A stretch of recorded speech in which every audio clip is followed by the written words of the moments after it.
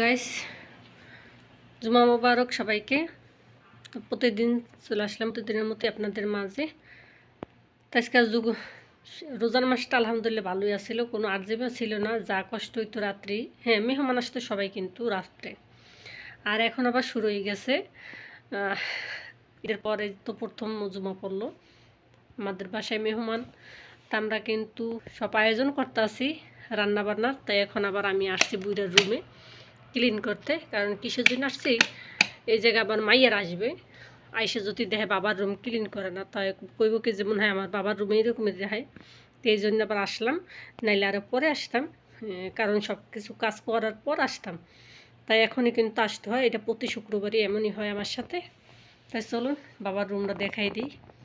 মানুষ তো এলোমেলো করে রাখছে, প্রতিদিনই এমন করেই থই। আজকে তো ওটা আমি মনে করি ভালো করেই রাখছে। কালকে আমি জ্বালানা বন্ধ করিনি, কিছুই কয় নাই, তাই ভাগ্য ভালো, মনে আসছিল না। এই তখন রুমটা পরিষ্কার করব। আর শুধু প্রস্রাবের গন্ধ, জানি না কিসের জন্য। কারণ আমি এটি সব ধুয়ে দিছি, এই যে কালো এটি বিছিয়ে দিই কিন্তু হাম্মামে। কারণ কিসের জন্য বাবা পরে যাবে দিকে, কিন্তু সেটা আমি উঠাইয়া ধুয়ে দিছি, তারপরও গন্ধ কয়, জানি না কী হয়েছে। বুড়ো মানুষ হইলে এমনই, মনে করেন বিছনা বুছনা সব নষ্ট করে হেলাই দিও সবাই। যাই হোক, ওইটা কিছু মনে করি না, বাপের মতোই মনে করি। বাহের খেজমত না কর লইব কি, আর এক বাহের খেজমত করি। তো এই তো এখন তা পরিষ্কার করে নিই আমি। তো দেখুন এই যে আমি প্রস্রাব পরে গন্ধ হয় দেখি, এটি সব ধুয়ে দিছি। যে কি এর গন্ধ কয়, এই যে সব এটি বাইর করছে হাম্মামে করে। এই যে হাম্মামের এটি ধুয়ে রোদ দিয়ে আনছি, শুকাই আনছি, এটি বিছাইমি।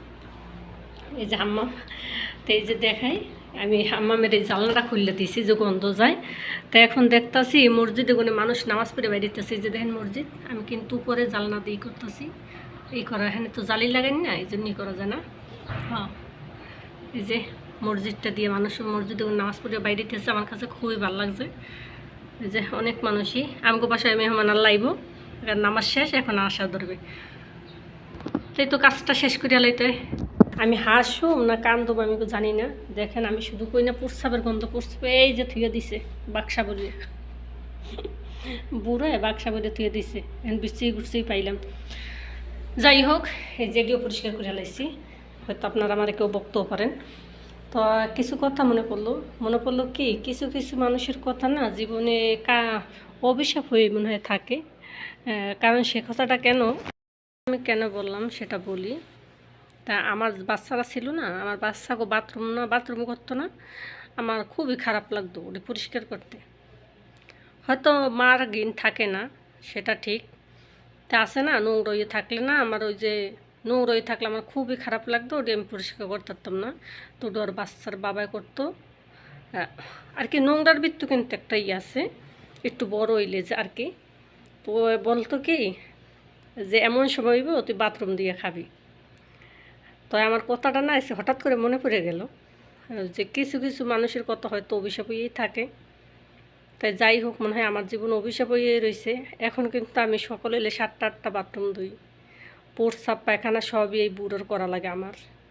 এটাই হয়তো আমার নসিবে ছিল। তাও আমি শুকরিয়া আল্লাহর দরবারে, আল্লাহ পাক ভালো রাখছে, এইটি আলহামদুলিল্লাহ, কেউ কিছু মনে করেন না। কিন্তু হয়ে গেছে 8 জিমের খাবার, পাঠির খাবার, বিরিয়ানি। অনেক খাওয়ান নিয়ে গেছি, দেখাইনি। একটু আজকে মানুষ কম, আজকে ঈদের পর না, একজনে একদিকে গেছে, মানুষ কম, সে নিয়ে তো খাওয়ান ছোটো বান্ডি দিতেছি, মাত্র 3 জন আজকে। তারপর খাবার কিন্তু হয়েছে 10 জনার রান্না করে। ও আবার ডার্লিং আছে, ডার্লিংয়ের ঘরে দিতে হইব। বুড়োকালের ডার্লিং, জুয়ানকারের ডার্লিং আর কি, এখন বুড়ো ইয়েও ডার্লিং আছে। ডার্লিংয়ের না দিলে মাথা খারাপ হয়ে যাবে। পোলাপানের হোমকো ইশারায় ফিসারায় জিগে ডার্লিংয়ের দিছ না দিছ।